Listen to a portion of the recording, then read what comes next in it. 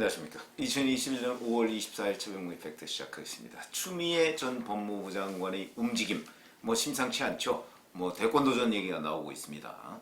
왜 그러냐면 페이스북 활동을 지금도 열심히 하고 있는데 윤석열 전 검찰총장을 공격하는데 상당한 부분을 집중하고 있고요.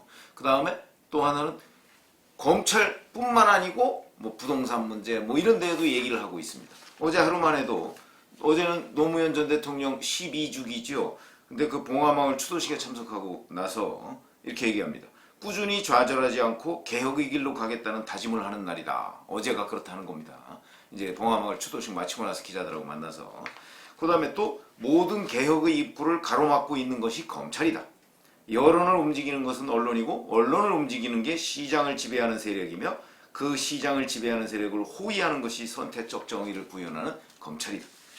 검찰개혁을 통해 민생의 공정과 정의가 충족되는 것이다. 그러니까 검찰개혁을 해야 된다. 추미애식 검찰개혁이라는 건 살아있는 권력에 대한 수사를 못하게 하는 거 아닙니까? 자, 그 다음에 추도식에 참석하기 전에는 또 페이스북에다가 이런 거 비슷한 윤석열 검사를 저격하는 그런 글을 남겼습니다. 착잡하다. 헌법 가치를 들먹이며 스스로 정치 권력이 되려는 오늘의 정치 검찰을 보면서 노 대통령님의 말씀을 떠올린다. 이런 식으로 얘기했었고요. 그 다음에 정치적 독립을 보장해준 민주정부에서는 정치적 중립을 스스로 무너뜨리고 독재라고 비난하며 검찰 정치를 하는 정치검찰이 됐다. 유력 대선 후보였던 이명박 비리를 덮은 것은 검찰의 대선 개입이었다. 당시 특검팀에 윤석열 검사가 있었다. 그때처럼 검찰 왕국의 수사 은폐는 지금도 계속되고 있고 대선 개입 목적이라는 점에서도 닮은 꼴이다. 이런 식으로 윤석열 검찰을, 그러니까 검찰과 윤석열 전 검찰총장 부분을 한데에 묶어서 우리나라 모든 개혁의 걸림돌을 만들고 있는 것이냐, 이런 식으로 주장하고 윤석열 전 검찰총장이 얘기한 공정과 정의 이런 것도 함께 공격을 하고 있다. 자, 그러면 이뿐만이 아닙니다. 한미 정상회담 부분에 관해서도 얘기를 했고 부동산 정책에 관해서는 사흘 연속 본인이 의견을 내고 있습니다. 국가가 누군가에게 기초적인 생활을 할 수 있는 주거 환경을 보장해야 된다. 그 다음에 보유세를 점진적으로 올려야 된다. 빚내서 집 사라. 이거는 이런 정책은 안 된다. 이런 식의 얘기를 사흘 연속 19일, 20일, 21일 이런 식으로 연속해서 올린다. 그 다음에 이렇게 되면서 이제 조만간에 추미애 대담집 이런 걸 출간을 한다고 합니다. 자, 여기까지 되면 추미애 전 법무부 장관도 대선 출마를 하려고 하는구나. 이게 전형적인 코스 아닙니까? 현재 1, 2위를 다투는 대선 주자들, 윤석열 전 검찰총장이야 아직 출마 선언도 공식적으로는 하지 않았지만 여론조사 지지율을 보면 1, 2위를 다투고 있는 거 아닙니까? 그 1, 2위를 다투는 대선 주자 중에 이제 자기 당 사람이 아닌 다른 당 사람일 가능성이 아주 높은 그런 후보를 공격하면서 자기 몸집을 키우고 자기에 관한 여러 가지 비전 제가 보건데 잘 알지도 못하면서 지금 얘기하고 있는 거 아닙니까? 부동산 문제 같은 건 그렇게 제가 추미애 전 법무부 장관이 알 수 있겠습니까? 그런 거 그러면서 대담집 낸다. 이건 이제 전형적인 대선 출마 행보고요. 이거에 따라서 이제 대선 출마를 할 것이다. 심지어는 6월 초 내지 중순 지금 얼마 안 남았습니다. 한 보름 정도나 적어도 한 3주 뒤에는 출마를 할 것이다. 이런 설이 지금 여의도에 파다하다. 그리고 그런 정지 작업 중에 일환으로 보인다. 지금 하는 일들이 저도 거기에 동의를 합니다. 자, 그렇다면 이제 추미애 전 법무부 장관이 대선 출마를 한다고 가정, 이건 상당히 실현 가능성이 높은 가정입니다. 이 가정을 할 때 그러면 그것이 이재명 경기도지사 또는 윤석열 전 검찰총장의 지지율 이런 거와 어떤 관계가 있을까? 이걸 좀 말씀을 드리겠습니다. 우선 추미애 전 법무부 장관 대구 출신이고요. 이재명 경기도지사 경북 안동 출신입니다. 지역적으로 겹치지요. 그런데 이재명 경기도지사는 이미 지지율을 상당 부분을 선점하고 있습니다. 그 지지율의 근간은 호남 플러스 30대, 40대 문재인 대통령의 지지를 그대로 이어받은 것이죠. 30대, 40대 이렇게 돼 있고요. 그 다음에 PK나 이런 곳에서도 일부 지지가 있습니다. 그래서 이제 대개 지금 윤석열 전 검찰총장과 1, 2위를 엎치락뒤치락 하고, 뭐 오늘 나온 여론조사, 리얼미터 여론조사를 봤더니 이제 리얼미터하고 뭐 다른 여론조사들도 있지 않습니까? 그걸 보면 한 2, 3주 전에 했던 그 뭐 대선 후보 맞대결, 뭐 가상 맞대결이죠. 이런 데보다 조금 윤석열 전 검찰총장과의 격차가 줄어들었다. 이제 오차 범위로 줄어들었다. 그건 뭐 윤석열 전 총장이 지금 사실은 자맹을 계속하고 있고 아무런 액션을 보여주지 않고 있는 것과 무관하지 않습니다.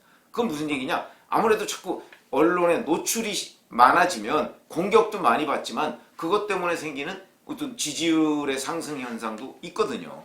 그런데 그런 점에서 본다면 윤석열 전 총장은 지금 아무런 활동을 안 하고 있기 때문에 이제 지지율이 떨어지는 것이 어찌 보면 자연스러운 현상으로 보이고요.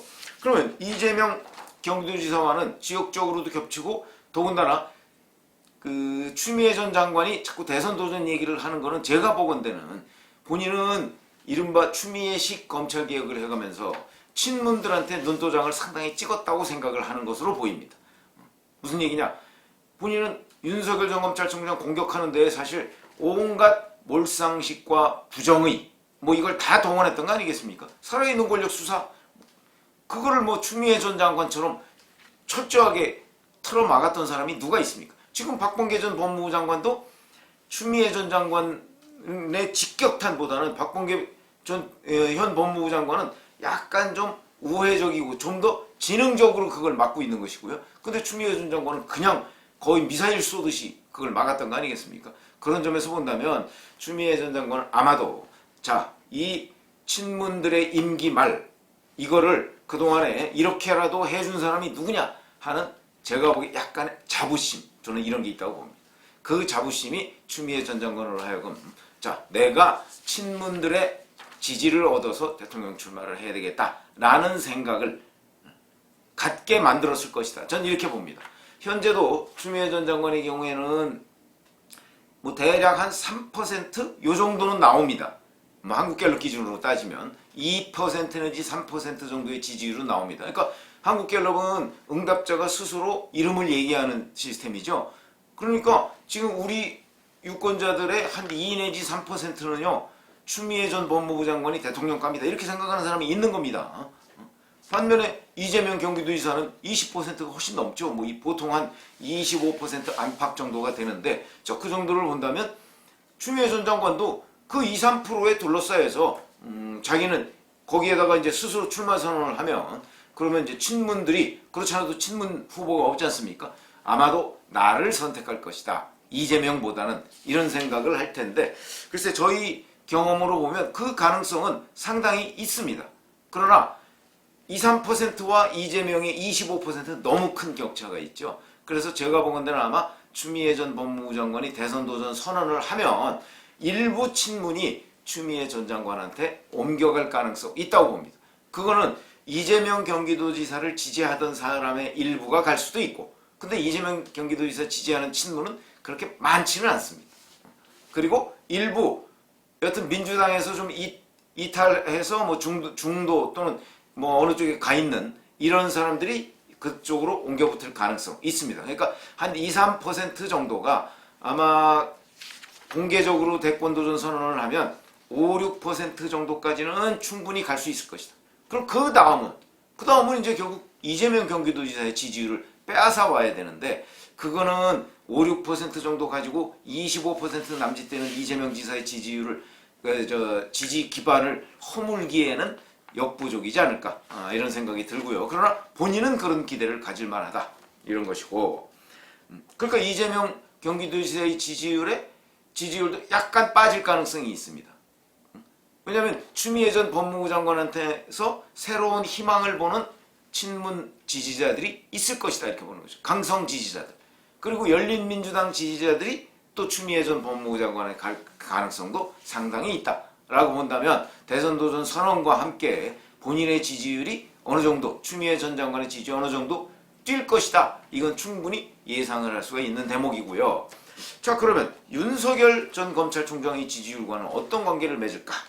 어떤 관계가 있을까? 지금까지 아까 제가 소개해드린 것도 있지만 여기서 윤석열 전 검찰총장 집중적으로 비판했습니다. 심지어는 자, 오늘 이 정치검찰을 보면서 노 대통령님의 말씀을 떠올린다 어쩌고저쩌고 얘기를 했는데, 잘 아시다시피 노무현 대통령 현직 탄핵 때 그걸 찬성했던 사람이 추미애입니다.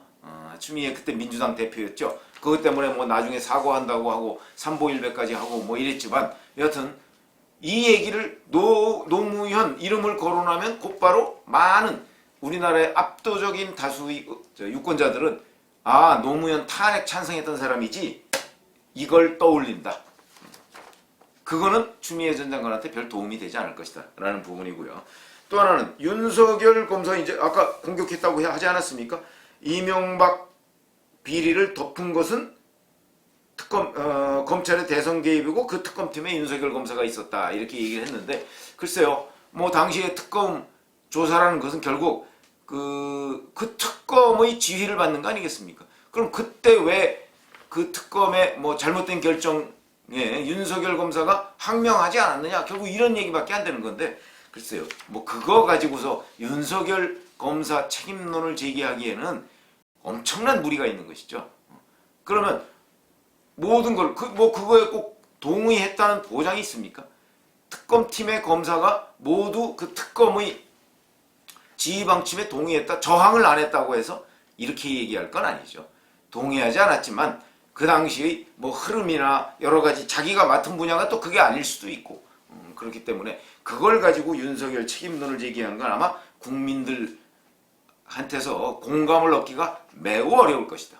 이런 식이고요. 그 다음에 지금 보니까 한동훈 검사장과 또 한동훈 검사장이 이제 그 검언유착 비리와 관련된 본인의 독직 폭행 사건이 있었죠. 그 사건이 정치적인 수사였고, 그 다음에 뭔가 조작을 하려는 그 느낌을 가졌다 이렇게 법정에서 증언하니까 그걸 또 공격했더군요. 선후관계가 잘못됐다 이렇게 추미애 전 장관이 공격해서 그에 대해서 한동훈 검사장이 또다시 반론을 펴고 둘 사이에 또 공방을 주고받고 있습니다.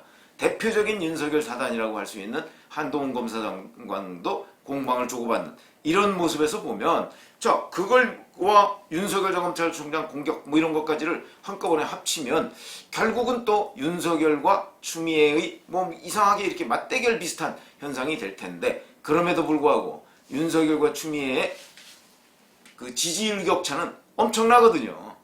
그렇기 때문에 제가 보건대는 작년 한 해 동안 1월에 1%였던 윤석열 전 검찰총장의 국민 지지율이 12월에 가서 12%까지 올라갔습니다. 한국갤럽 기준으로. 그 공로에 제가 보건대 80 내지 90%는 추미애 전 장관 덕분이다.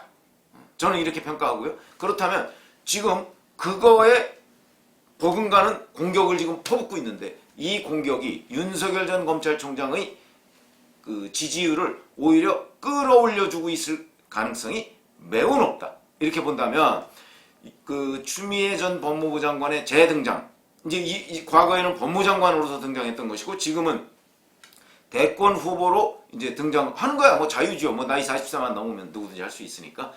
그것은 결국 이재명 경기도지사의 지지율을 약간 끌어내릴 것이고, 그 다음에 윤석열 전 검찰총장의 지지율을 오히려 약간 끌어올릴 가능성이 높다. 이렇게 보이고요. 이제 그러면은 윤석열 등판은 언제쯤이냐?